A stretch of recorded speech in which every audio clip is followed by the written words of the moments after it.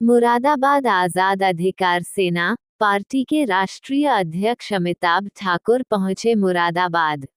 आजाद अधिकार सेना पार्टी के राष्ट्रीय अध्यक्ष श्री अमिताभ ठाकुर पूर्व आईपीएस द्वारा मुरादाबाद में थाना मझोला क्षेत्र अंतर्गत डॉक्टर सलमा नासिर द्वारा अवैध हॉस्पिटल का संचालन किया जा रहा है, जिस संबंध में सीएमओ मुरादाबाद द्वारा 3 बार हॉस्पिटल को सील किया गया, परंतु तीनों बार डॉक्टर द्वारा सील तोड़कर बिना किसी खौफ के हॉस्पिटल अभी भी संचालित किया जा रहा है। थाना मझोला द्वारा एफआईआर दर्ज होने के बावजूद अभी तक कोई एक्शन नहीं लिया गया और न ही अभी तक गिरफ्तारी हुई है। राष्ट्रीय अध्यक्ष द्वारा कहा गया कि ये तीनों बार सील तोड़ने की हिम्मत बिना सरकार के संरक्षण के नहीं हो सकता। इस बार मांग करी गई है कि दोबारा जांच कर सही कार्यवाही अमल में लाई जाए, जिससे भविष्य में किसी की जान के साथ ऐसे झोला छाप खिलवाड़ ना कर सके। कार्यवाही ना करने पर आजाद अधिकार सेना धरना प्रदर्शन करने पर मजबूर हो जाएगी। राष्ट्रीय अध्यक्ष द्वारा अपने कार्यकर्ताओं के साथ थाना मझोला में जाकर पीड़ित की तरफ से एफआईआर दर्ज करने की मांग की गई। सर थोड़ा सा इधर देख लीजिए सर। हाँ इधर देख लीजिए थोड़ा सा।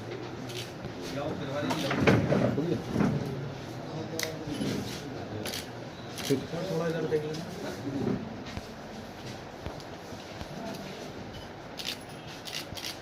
ठीक मिले हैं, क्या है पूरा प्रकरण, क्या है पूरा मामला? देखिए, मुख्य बात यह है कि सलमा नासिर एक नर्सिंग होम यहाँ है मझोला थाना क्षेत्र में। पीड़ित पक्ष का कहना है कि वहाँ उनके जच्चा बच्चा की मृत्यु हुई, जो पूरी तरह से वहाँ की लापरवाही से हुई। यह एक पहलू। दूसरा पहलू, बिना किसी सरकारी आदेश के, बिना सीएमओ द्वारा लाइसेंस के वह चल रहा था। यह दूसरा पहलू। हम अभी उसी हद तक यहाँ आए थे।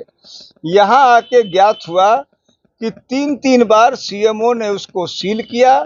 तीसरी बात, जैसा सीएमओ ने खुद स्वीकार किया कि वहाँ वेल्डिंग कराई गई, उसके बाद अब मालूम चल रहा है कि वो वेल्डिंग काट दी गई है और दोबारा उसको खोल दिया गया है।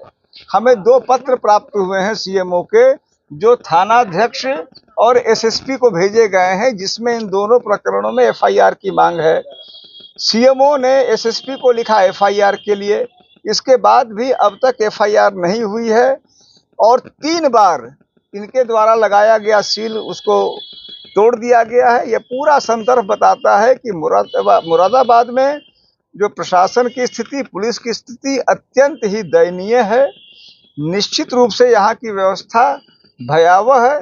सीधे सीधे ये घूसखोरी का, भारी घूसखोरी का मामला दिखता है, जहाँ बिना लाइसेंस के नर्सिंग होम चल रहा है।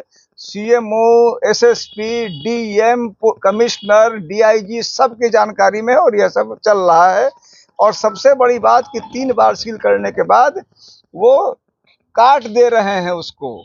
यह स्थिति है। सर, आपसे मेरा सवाल है, ये एक पहले हॉस्पिटल का मामला नहीं है, बल्कि मुरादाबाद के अंदर आप देखा जाए तो हॉस्पिटल सील होते हैं और चंद दिनों बाद खोल दिए जाते हैं। ये किस तरह का मामला है कि आखिर वो क्यों खोले जा रहे हैं? अभी तक कोई भी ऐसा हॉस्पिटल नहीं है जिसको सीज किया हो, उस पर सख्त कार्रवाई की हुई है, बाद में चंद दिनों में खोल दिए जाते हैं। देखिए, सीधी सी बात है कि मेरे पास एक घटना का संज्ञान था।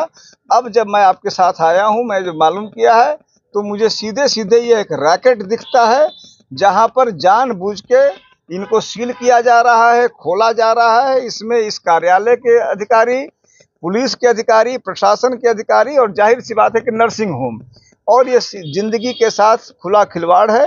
हमारी पार्टी के हमारे जो साथी हैं, हम ऐसे सभी डाटा को कलेक्ट करेंगे, इसको हम डीजी मेडिकल हेल्थ के सामने ले जाएंगे और यदि उस स्तर से भी हमें न्याय नहीं मिलता है, इन गलत नर्सिंग होमों के खिलाफ कार्रवाई, उनको शह देने वाले अफसरों के खिलाफ कार्रवाई, एफआईआर, तो हम इस मामले को लोकायुक्त और हाई कोर्ट तक ले जाएंगे। क्या आश्वासन मिला सीएमओ ने मुझे यह बताया, उन्होंने 2 बातें बताई। एक तो बताया कि जो अब की वो काट दिया गया है उसको तत्काल उसको सील करवाएंगे। एक उन्होंने यह कहा है और अब की पूरी कमेटी भेज के बनवाएंगे। एक तो उन्होंने मुझे ये बताया है, दूसरी उन्होंने मुझे 2 पत्र दिखाए हैं जो एसएसपी को भेजे गए हैं, और ये इस पूरे प्रकरण की गंभीरता को दिखाता है कि आखिर सीएमओ द्वारा एफआईआर दर्ज करने की जो अनुरोध है उसको यहाँ की पुलिस नहीं मान रही है। यहाँ की क्या स्थिति है, इसको इस दयनीयता को दर्शा रहा है।